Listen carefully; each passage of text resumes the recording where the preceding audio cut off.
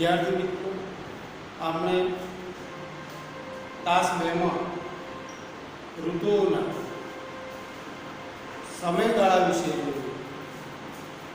ભારતમાં મુખ્યત્વે કુલ 4 ઋતુઓનો અને 6 પેટા ઋતુઓનો આપણને અનુભવ થાય છે.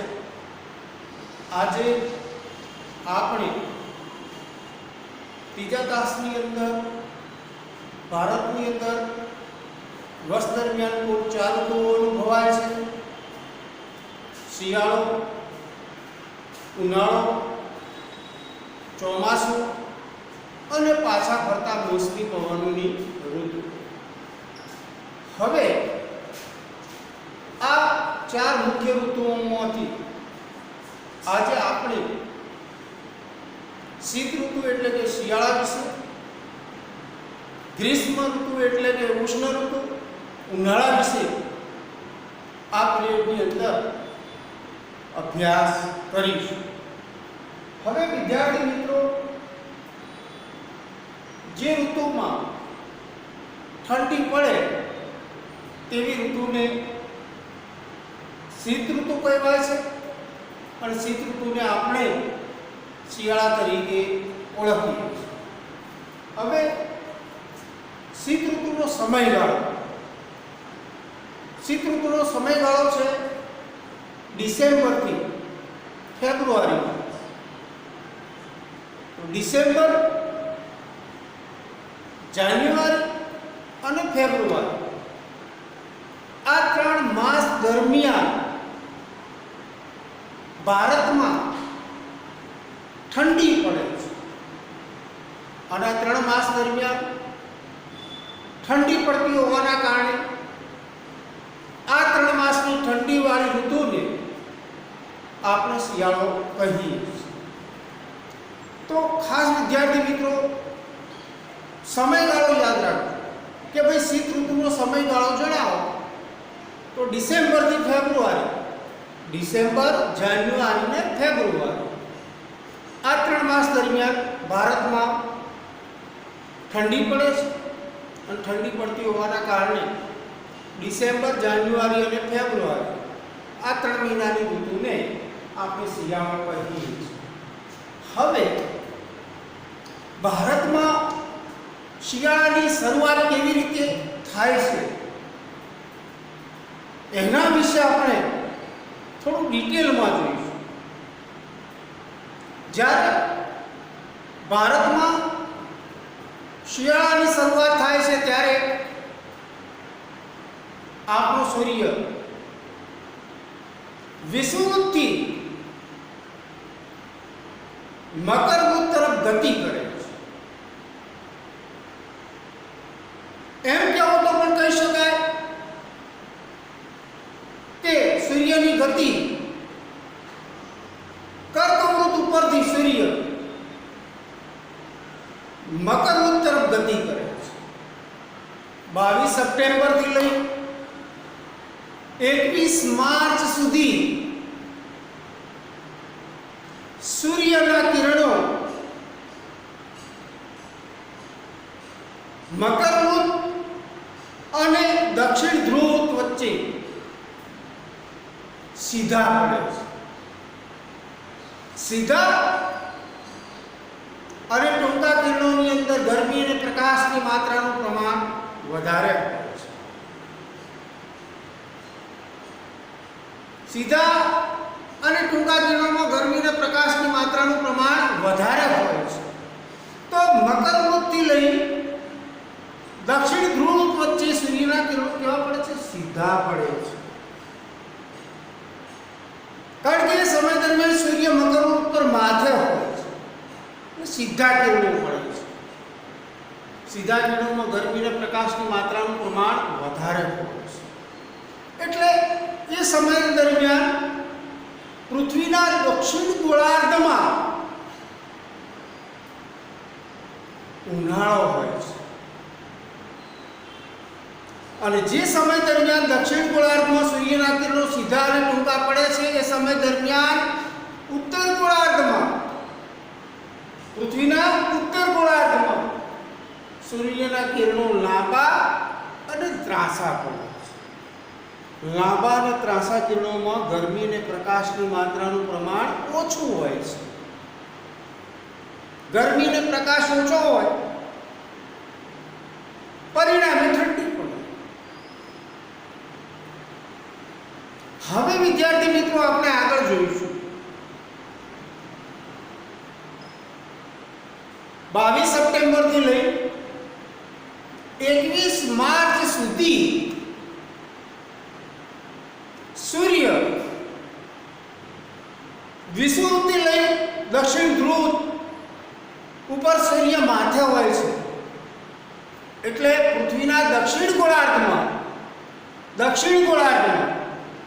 સૂર્યના કિરણો સીધા અને ટૂંકા પડતા હોવાથી ત્યાં ગરમી પડે છે.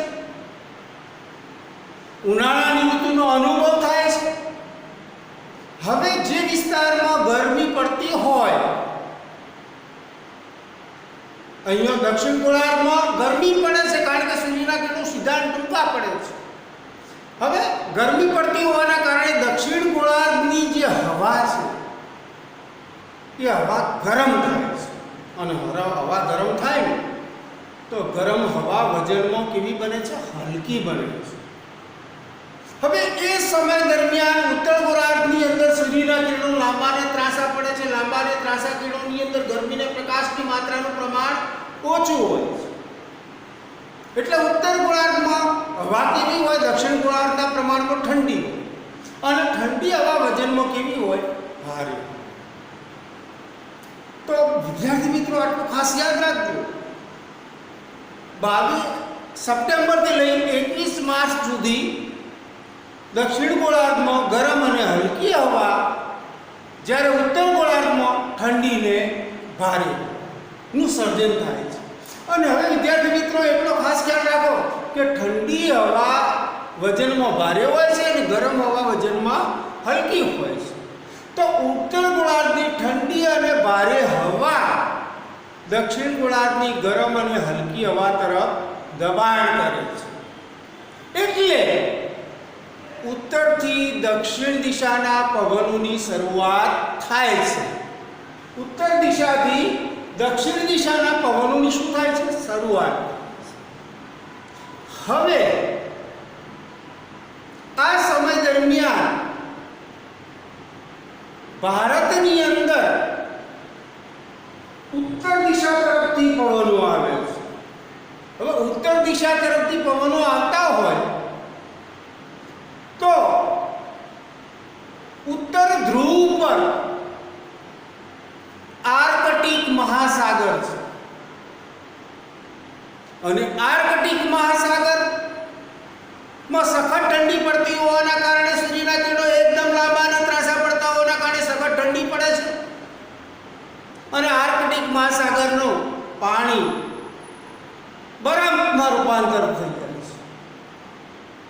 હવે આ બરફ ઉપરથી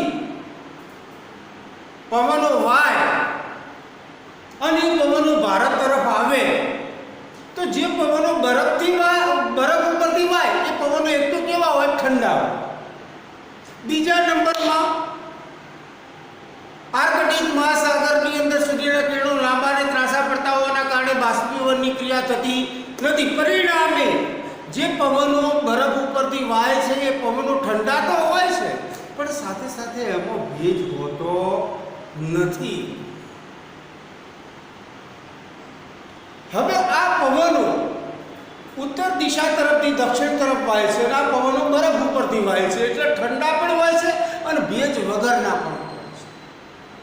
તો શિયાળાના સમય દરમિયાન ભારતમાં ઠંડા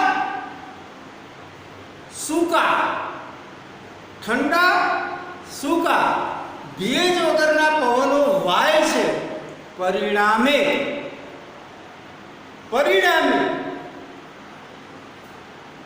આ પવનોના વાદળા બંધાતા નથી. અને વાદળા ન બંધાતા હોવાના કારણે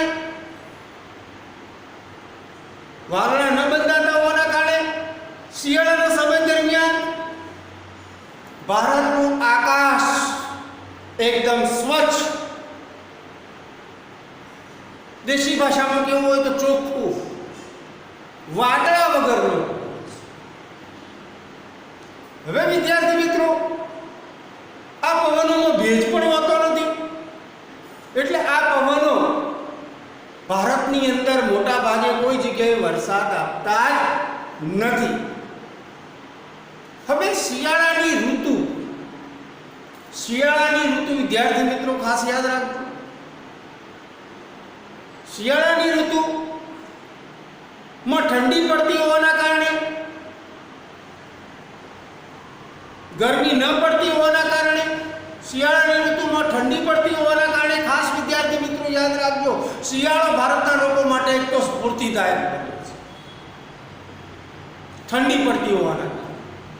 બીજા નંબરમાં શિયાળામાં ઉત્તરથી દક્ષિણ તરફના જે પવનો વાય છે એ પવનોમાં ભેજ હોતો નથી અને ભેજવાળી હવા હંમેશા રોગપ્રદ હોય છે. પણ આ પવનો ઉત્તર દિશા તરફથી વાય છે, બરફ પરથી વાય છે અને આર્કટિક મહાસાગરની બાષ્પીભવનની ક્રિયા ન થતી હોવાના કારણે આ હવાની અંદર ભેજ પણ હોતો નથી. ભેજ વગરની ઠંડી હવા હોય છે, એટલે શિયાળાની ઋતુ ભારતના લોકો માટે આરોગ્યવર્ધક બને છે. બીજા નંબરમાં વિદ્યાર્થી મિત્રો ખાસ કહી દઉં કે શિયાળાના સમય દરમિયાન મેં તમને અગાઉ પણ વાત કરી કે સૂર્યનો મોટો ભાગ દક્ષિણ ગોળાર્ધ તરફ હોય છે અને સૂર્યનો નાનો ભાગ ઉત્તર ગોળાર્ધ તરફ હોવાના કારણે ભારતમાં ઉત્તર ગોળાર્ધમાં સૂર્યના કિરણો લાંબા અને ત્રાંસા પડે છે. લાંબા અને ત્રાંસા કિરણોના કારણે ઉત્તર ગોળાર્ધમાં ગણો કે ભારતમાં ગણો, ભારત ઉત્તર ગોળાર્ધમાં છે, લાંબા અને ત્રાંસા કિરણોના કારણે ઉત્તર ગોળાર્ધ અને ભારતમાં દિવસ ટૂંકો હોય છે અને રાત્રિ લાંબી ને ઠંડી હોય છે. દિવસ ટૂંકો હોવાના કારણે અને રાત્રિ લાંબી ને ઠંડી હોવાના કારણે ભારતમાં કેટલીય જગ્યાએ એટલે કે ભારતના કેટલાય વિસ્તારોમાં ઘણી વખત શિયાળાની ઋતુ દરમિયાન આપણને ભારતના કેટલાય વિસ્તારોમાં ઝાકળ અને ધુમ્મસ જોવા મળે છે. હવે વિદ્યાર્થી મિત્રો, જ્યારે ઉત્તરથી દક્ષિણ દિશાના પવનો વાય છે, એ પવનો બરફ પરથી વાતા હોવાના કારણે આ પવનો કાતિલ ઠંડા હોય છે. પણ કાતિલ ઠંડીથી આપણને જ્યારે આ પવનો આર્કટિક મહાસાગર ઉપરથી આવતા હોય, રશિયા ઉપર થઈને ચીન ઉપરથી ભારત તરફ આવતા હોય, ત્યારે ભારતની ઉત્તર બાજુએ દુનિયાનો સૌથી ઊંચો પર્વત હિમાલય આવેલો હોય છે. અને હિમાલય પર્વત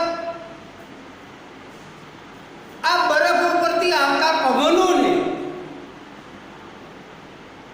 રોકે છે અને આ કાતિલ અને ઠંડા પવનોને ભારતમાં પ્રવેશવા દેતો નથી. કોણ? હિમાલય. ઉત્તર ધ્રુવ પરથી આવતા, આર્કટિક મહાસાગર ઉપરથી આવતા કાતિલ ઠંડા પવનોને હિમાલય રોકે છે અને ભારતને કાતિલ ઠંડીથી બચાવે છે. હવે શિયાળામાં મોટા ભાગે આકાશ આહલાદક સ્વચ્છ હોય છે, વાદળા વગરનું હોય, પણ ઘણી વખત વેસ્ટર્ન ડિસ્ટર્બન્સના કારણે, પશ્ચિમી વિક્ષોભના કારણે ઘણી વખત ભારતમાં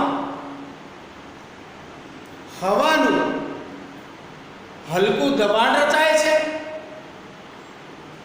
અને એ સમય દરમિયાન ભારે દબાણ રચાય છે અને એ સમય દરમિયાન ભૂમધ્ય મહાસાગરની આજુબાજુના વિસ્તારોમાં હવાનું હલકું દબાણ રચાય છે અને આ દબાણ ભારતની હવા ઉપર દબાણ કરે છે ત્યારે ભારતની હવા પશ્ચિમથી પૂર્વ તરફ વહે છે અને એ સમય દરમિયાન ભારતની અંદર ખાલી પડેલી જગ્યામાં ભૂમધ્ય મહાસાગરના ભૂમધ્ય સમુદ્રના ભેજવાળા પવનો ભારતની અંદર વાય છે. ભારતની અંદર વાય છે ત્યારે ઘણી વખત હિમાલયમાં હિમવર્ષા થાય છે અને હિમાલયમાં હિમવર્ષા થાય છે જેના કારણે રાજસ્થાન અને ગુજરાતમાં કાતિલ ઠંડીનું મોજું ફરી વળે છે. રાજસ્થાન અને ગુજરાતમાં હાર થીજવતી કડકડતી ઠંડી પડે છે. હવે શિયાળાના સમય દરમિયાન ભારતમાં જુદા જુદા વિસ્તારોનું તાપમાન કેવું રહે છે એકંદરે? તો વિદ્યાર્થી મિત્રો, જે સ્થળો હિમાલયમાં આવેલા છે, દાખલા તરીકે શિમલા, દાર્જિલિંગ, મસૂરી, તો આ બધા જ હિમાલયમાં આવેલા સ્થળો છે. હિમાલય એ દુનિયાનો સૌથી ઊંચો પર્વત છે અને શિયાળામાં હિમાલય પર વરસાદ નથી થતો. શિયાળામાં મોટા ભાગે હિમાલય પર હિમવર્ષા થાય છે અને હિમવર્ષા થતી હોવાના કારણે શિયાળાના સમયમાં લદ્દાખમાં લેહ અને દ્રાસનું જો તાપમાન માપવામાં આવે તો -45° તાપમાન જોવા મળે છે, કારણ કે ઊંચાઈ ઉપર આવેલું સ્થળ છે. એનાથી નીચે આવીએ તો શિમલા, મસૂરી અને દાર્જિલિંગમાં તાપમાન માપવામાં આવે શિયાળામાં તો 5°ની આસપાસ જોવા મળે છે. શિયાળાના સમયમાં દિલ્હીનું તાપમાન 10°C કરતાં પણ ઓછું જોવા મળે છે. ત્યારબાદ તમે દિલ્હીથી દક્ષિણ તરફ કે પૂર્વ તરફ જેમ જેમ જાઓ, દક્ષિણ પૂર્વ તરફ, તો વચ્ચે અલ્હાબાદ આવશે. તો અલ્હાબાદનું તાપમાન જો એ સમય દરમિયાન લેવામાં આવે, જ્યારે દિલ્હીની અંદર 10°C તાપમાન હોય એ સમય દરમિયાન જો અલ્હાબાદનું તાપમાન લેવામાં આવે તો અલ્હાબાદનું તાપમાન 16°ની આજુબાજુ જોવા મળે. અને જ્યારે શિયાળામાં લેહ અને દ્રાસનું તાપમાન -45°C હોય એ સમય દરમિયાન શિમલાનું 5°, દિલ્હીનું 10° કરતાં નીચું, અલ્હાબાદનું 16°ની આસપાસ, અને એ સમય દરમિયાન જો કલકત્તાનું તાપમાન લેવામાં આવે તો આપણને 18°C આસપાસ જોવા મળે છે. તો જેમ જેમ આપણે ઉત્તરથી દક્ષિણ તરફ આવીએ તેમ તેમ તાપમાન વધતું જાય છે શિયાળાના સમયે. કેમ? તો દિલ્હી છે, શિમલા, મસૂરી, દાર્જિલિંગ, લેહ, દ્રાસ, આ બધા જ એક તો દરિયાથી દૂર છે, ત્યાં વિષમ આબોહવા છે, પ્લસ શિયાળાના સમયમાં હિમાલય પર હિમવર્ષા થતી હોવાના કારણે જે સ્થળો હિમાલયની નજીક છે એ સ્થળોની અંદર હિમાલયની હિમવર્ષાના કારણે અને દરિયાથી દૂર હોવાના કારણે તો તાપમાન ઓછું જોવા મળે છે. પછી જેમ જેમ આપણે દક્ષિણ પૂર્વ તરફ આવીએ એમ એમ તાપમાન વધતું જાય છે, કારણ કે જે સ્થળો દરિયાની નજીક છે એ સ્થળો પર સમઆબોહવા હોય છે અને સમઆબોહવાના કારણે તો તાપમાન આપણને ઊંચું જોવા મળે છે. હવે ઘણી વખત શિયાળામાં વેસ્ટર્ન ડિસ્ટર્બન્સના કારણે, પશ્ચિમી વિક્ષોભના કારણે ભારતની અંદર વરસાદ થાય છે, ત્યારે આ વરસાદ પંજાબ અને હરિયાણામાં રવિ પાક માટે ફાયદાકારક છે. પણ એ સમય દરમિયાન જો ગુજરાતની અંદર વરસાદ પડે તો એ વરસાદ ગુજરાતની અંદર રવિ પાક માટે નુકસાનકારક સાબિત થાય છે, કારણ કે એ સમય દરમિયાન ગુજરાતમાં રવિ પાક તૈયાર થઈ ગયો હશે અને તૈયાર થયેલા રવિ પાક ઉપર વરસાદ પડે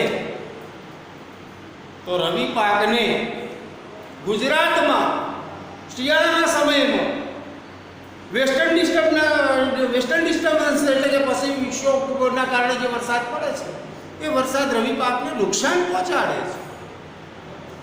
તો પંજાબના હરિયાણા માટે ફાયદાકારક છે, ગુજરાત માટે નુકસાનકારક છે. કારણ કે પાક પાકવાના સમયે આવે છે અને પાક પાકવાના સમયે આવે અને પાકને નુકસાન કરે તો એવા વરસાદને કમોસમી વરસાદ કહેવાય. જરૂર વગરના સમયે થયેલો વરસાદ એટલે કે કસમયે થયેલો વરસાદ. અને કસમયે થયેલા વરસાદને ગુજરાતમાં માવઠા તરીકે ઓળખવામાં આવે છે. હવે અહીંયા શિયાળાની ઋતુ પૂરી થાય છે. હવે આપણે વિદ્યાર્થી મિત્રો ગ્રીષ્મ, ઉષ્ણ, ગ્રીષ્મ એટલે ઉષ્ણ ઋતુને આપણે ઉનાળા તરીકે ઓળખીએ. તો વિદ્યાર્થી મિત્રો ધ્યાનથી ધ્યાન આપજો, મન લગાવીને કામ કરો તો સફળતા અવશ્ય મળશે. ગ્રીષ્મ એટલે કે ઉષ્ણ ઋતુને આપણે ઉનાળો કહીએ. હવે આપણે ઉનાળાનો સમયગાળો તમને તો માર્ચથી મે છે. ઉનાળાનો સમયગાળો માર્ચથી મેનો છે. માર્ચ, એપ્રિલ, મે આ 3 મહિનાના સમયગાળામાં ભારતની અંદર ગરમી પડે છે અને આ 3 મહિનાની અંદર ગરમીવાળી જે ઋતુ છે એ ઋતુને આપણે ઉનાળા તરીકે ઓળખીએ છીએ. હવે ભારતમાં ઉનાળો કઈ રીતે આવે છે તો અગાઉ આપણે વાત કરી હતી કે ભાઈ 22 સપ્ટેમ્બરથી લઈ 21 માર્ચ સુધી સૂર્ય દક્ષિણ ગોળાર્ધ તરફ હોય છે. હવે એ સૂર્ય 21 માર્ચથી ગતિ કરતો ઉત્તર ગોળાર્ધ તરફ આવે છે. અને જેમ જેમ ઉત્તર ગોળાર્ધ ઉપર આવતો જાય છે એમ ક્રમશઃ ઉત્તર ગોળાર્ધમાં ઉત્તર દિશામાં આવેલા સ્થળોની અંદર ક્રમશઃ દક્ષિણથી ઉત્તર તરફ ક્રમશઃ ગરમીની શરૂઆત થાય છે. હવે જ્યારે સૂર્ય વિષુવૃત અને કર્કવૃતની વચ્ચે એટલે કે વિષુવૃત અને કર્કવૃતના માથે સૂર્ય હોય એ સમય દરમિયાન ઉત્તર ગોળાર્ધ કે ભારત, ઉત્તર ગોળાર્ધ અને ભારતમાં માર્ચથી લઈ મે મહિના સુધી, માર્ચ, એપ્રિલ અને મે મહિના આ 3 મહિના સુધી ભારતમાં સૂર્યના કિરણો સીધા અને ટૂંકા પડે છે. જ્યારે ઉત્તર ગોળાર્ધમાં સીધા અને ટૂંકા પડે છે એ સમય દરમિયાન દક્ષિણ ગોળાર્ધમાં ઉલટી સૂર્યના કિરણો લાંબા અને ત્રાંસા પડે છે. તો ઉત્તર ગોળાર્ધમાં સૂર્યના કિરણો સીધા અને ટૂંકા પડે તો સીધા અને ટૂંકા કિરણોની અંદર ગરમીનું પ્રમાણ વધારે અને સીધા કિરણોમાં ગરમીનું પ્રમાણ વધારે હોય તો હવે એ સૂર્યના કિરણો સીધા અને ટૂંકા ક્યાં પડે છે? ભારત અને ઉત્તર ગોળાર્ધમાં. ભારતમાં ઉત્તર ગોળાર્ધમાં પડે છે એટલે ભારતમાં આ 3 મહિના દરમિયાન ગરમી પડે છે. અને આ 3 મહિના દરમિયાન ગરમી પડવાની જે ઋતુ છે એને આપણે ઉનાળો કહીએ છીએ. હવે વિદ્યાર્થી મિત્રો આપણે આગળ જોઈશું સૌપ્રથમ સૂર્યના રસ્તામાં ભારતનો કયો ભાગ આવે છે તો કે ભાઈ દક્ષિણ ભાગ. હવે દક્ષિણ ભારતના માથે સૂર્ય આવે એટલે કે વિષુવૃત અને કર્કવૃતની વચ્ચે સૂર્ય આવે એટલે દક્ષિણ ભારતમાં સૌપ્રથમ ગરમીની શરૂઆત થાય છે. પછી આ સૂર્ય ધીમે ધીમે વિષુવૃતની ગતિ કરતો કર્કવૃત ઉપર એટલે કે કર્કવૃત અને ઉત્તર ધ્રુવની વચ્ચે આવે એટલે જે ગરમી દક્ષિણ ભારતમાં શરૂ થઈ છે એ જ ગરમી ફરીથી ઉત્તર ભારતમાં શરૂ થઈ છે. હવે વિદ્યાર્થી મિત્રો ભારતમાં દક્ષિણ ભારતની અંદર ગરમીની શરૂઆત માર્ચમાં થઈ જાય છે અને માર્ચ મહિનો આવે ત્યારે દક્ષિણ ભારત પર સૂર્યના કિરણો સીધા ને ટૂંકા પડે છે। એટલે દક્ષિણ ભારતની અંદર માર્ચ મહિનો સૌથી ગરમ હોય છે। હવે આ સૂર્ય ગતિ કરતો કરતો ઉત્તર ભારત તરફ આવે અને જ્યારે ઉત્તર ભારત ઉપર સૂર્ય આવી જાય એ સમય દરમિયાન ભારતની અંદર કયો મહિનો ચાલતો હોય? એપ્રિલ ને મે। તો દક્ષિણ ભારતની અંદર માર્ચ મહિનો ગરમ હોય છે અને માર્ચ મહિનાના અંતે આ સૂર્ય ઉત્તર તરફ ગતિ કરી ઉત્તર ધ્રુવ અને કર્ક વચ્ચે સ્થિત થાય એ સમય દરમિયાન આ સૂર્ય ઉત્તર ભારત ઉપર સ્થિર થાય છે। ઉત્તર ભારતના માથા આવી જાય એટલે ઉત્તર ભારતના માથા ઉપર આવી જાય એટલે ઉત્તર ભારતમાં સૂર્યના કિરણો કેવા થઈ જાય? સીધા ને ટૂંકા।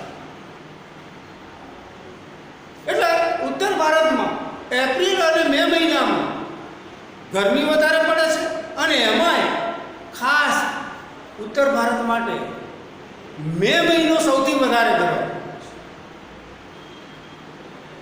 હવે વિદ્યાર્થી મિત્રો આપણે આગળ જોઈશું ઉત્તર ભારત કરતા દક્ષિણ ભારતમાં ઉનાળો સૌમ્ય હોય છે। ઉનાળો તો બંને જગ્યાએ, માર્ચમાં દક્ષિણ ભારતમાં, એપ્રિલ મેમાં ઉત્તર ભારતમાં બે જગ્યાએ ગરમી પડે છે, બંને જગ્યાએ ઉનાળો તો આવે જ છે।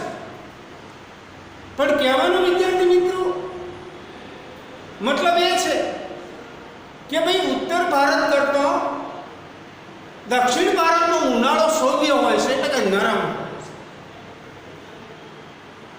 દક્ષિણ ભારતનો ઉનાળા કરતો ઉત્તર ભારતનો ઉનાળો ગરમ હોય છે અને ઉત્તર ભારતના ઉનાળા કરતો દક્ષિણ ભારતનો ઉનાળો સૌમ્ય હોય છે। એટલે સૌમ્ય એટલે નરમ અને નરમ એટલે ભારતના લોકોને દક્ષિણ ભારતના લોકોને અનુકૂળ પડે તેવો હોય છે। તો કે ભાઈ પ્રશ્ન પૂછાય પરીક્ષામાં કે ભાઈ દક્ષિણ ભારતમાં ઉનાળો સૌમ્ય હોય છે, કારણ આપો તો તમે જવાબ શું આપશો? ઉત્તર ભારતના ઉનાળા કરતો દક્ષિણ ભારતનો ઉનાળો સૌમ્ય હોય છે, નરમ હોય છે, લોકોને અનુકૂળ પડે તેવો હોય છે, કારણ આપો તો કે ભાઈ દક્ષિણ ભારત એક તો ઉચ્ચ પ્રદેશ ઉપર આવેલું છે, ઊંચાઈ પર આવેલું છે અને અગાઉ મેં વાત કરી હતી કે ભાઈ જમીનની સપાટીથી જેમ જેમ ઊંચે જઈએ તેમ તેમ તાપમાન ઘટતું। તો દક્ષિણ ભારત ઉચ્ચ પ્રદેશમાં ઊંચાઈ પર આવેલું છે એટલે એનું તાપમાન ઉનાળામાં પણ ઊંચું રહે છે। બીજા નંબરમાં દક્ષિણ ભારતની અંદર તમે જુઓ વિદ્યાર્થી મિત્રો ત્રણેય બાજુ તો પશ્ચિમે અરબ સાગર, પૂર્વે બંગાળની ખાડી અને દક્ષિણે હિંદ મહાસાગર। દક્ષિણ ભારત દરિયાની નજીક છે પણ દક્ષિણ ભારત દરિયાની નજીક હોવાના કારણે દક્ષિણ ભારતમાં સમ આબોહવા હોય છે। સમ એટલે કેવી? ઉનાળામાં ગરમી ન પડે વધારે અને શિયાળામાં સખત ઠંડી ન પડે તેવી આબોહવાને સમ આબોહવા કહેવાય। તો દક્ષિણ ભારત દરિયા કિનારે છે એટલે ત્યાં સમ આબોહવા છે। સમ આબોહવા હોવાના કારણે ત્યાં ઉનાળામાં પણ વધારે ગરમી પડતી નથી। બીજા નંબરમાં દક્ષિણ ભારતના મોટાભાગના સ્થળો પર દિવસ દરમિયાન દરિયાની ઠંડી લહેરો વાય છે। દરિયા ઉપરથી આવતી ઠંડી લહેરો દક્ષિણ ભારતના સ્થળો પર વાય છે એટલે દક્ષિણ ભારતના તમામે તમામ સ્થળોનું તાપમાન નીચું જાય છે। આપણે ઉદાહરણ સહી સમજવું તો ઉનાળાના સમય દરમિયાન રાજસ્થાનની અંદર જો ગંગાનગરનું તાપમાન લેવામાં આવે તો એ સમય દરમિયાન ગંગાનગરનું તાપમાન 50 સેન્ટીગ્રેડની આસપાસ જોવા મળશે અને એ સમયે દિલ્હીનું તાપમાન લેવામાં આવે તો દિલ્હીનું તાપમાન ગંગાનગર કરતાં ઓછું જોવા મળશે કારણ કે ગંગાનગર રાજસ્થાનના રણપ્રદેશમાં આવેલું છે। તો ઉનાળાના સમય દરમિયાન માર્ચ અને એપ્રિલમાં જો દિલ્હીનું તાપમાન લેવામાં આવે તો માર્ચ અને એપ્રિલમાં દિલ્હીનું તાપમાન લગભગ આશરે કહું છું ચોક્કસ ન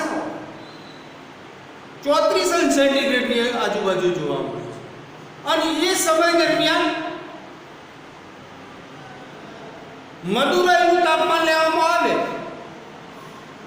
દિલ્હી ઉત્તર ભારતમાં છે, મદુરાઈ દક્ષિણ ભારતમાં છે.